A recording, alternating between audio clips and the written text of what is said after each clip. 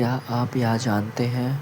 रख दिया, जानबूझ के रख दिया या फिर गलती से रख दिया? तो आइए इसकी असली कहानी बताता हूँ। प्राचीन काल में राक्षस रक्त बीज नाम का एक राक्षस था। उसको एक विशेष वरदान प्राप्त था। जब उसकी रक्त की बूंद गिरती तो उसके जैसा ही एक नया रक्त बीज जन्म ले लेता था। जब नए रक्त बीज का रक्त गिरता तो उसके भी और नए रक्त बीज जन्म ले लेते थे। ऐसे करके करके हजारों नहीं बल्कि सैकड़ों रक्त बीज हो चुके थे। अब उस राक्षस ने पृथ्वी पर इंसानों को ही नहीं बल्कि देवताओं को भी त्रस्त करके रखा था। अब उसे मारना बहुत ही कठिन हो गया था। तभी माँ दुर्गा ने अपने भयंकर क्रोध से एक शक्ति यानी कि माँ काली का जन्म लिया। जैसे ही माँ काली ने युद्ध शुरू किया तो वही हुआ जिसका सभी देवताओं को डर था और सैकड़ों नए रक्त बीज उत्पन्न हो गए। ये देखकर माँ काली का जो क्रोध था उससे 100 गुना ज्यादा बढ़ गया। अब माँ ने जैसे ही उस राक्षस पर त्रिशूल चलाया तो उसका सिर धड़ से अलग हो गया। तुरंत माँ ने अपनी जीभ को बहुत लंबा किया और रक्त बीज के रक्त को गिरने से पहले ही पी लिया। फिर ऐसे ही सभी रक्त बीज का वध करके उनका रक्त पी कर उनका क्रोध अब 100 गुना से 200 गुना बढ़ गया था। धरती कांपने लगी थी, समुद्र मथने लगे थे, देवता भयभीत होकर इधर उधर भागने लगे थे। तब देवताओं ने भगवान शिव से प्रार्थना की,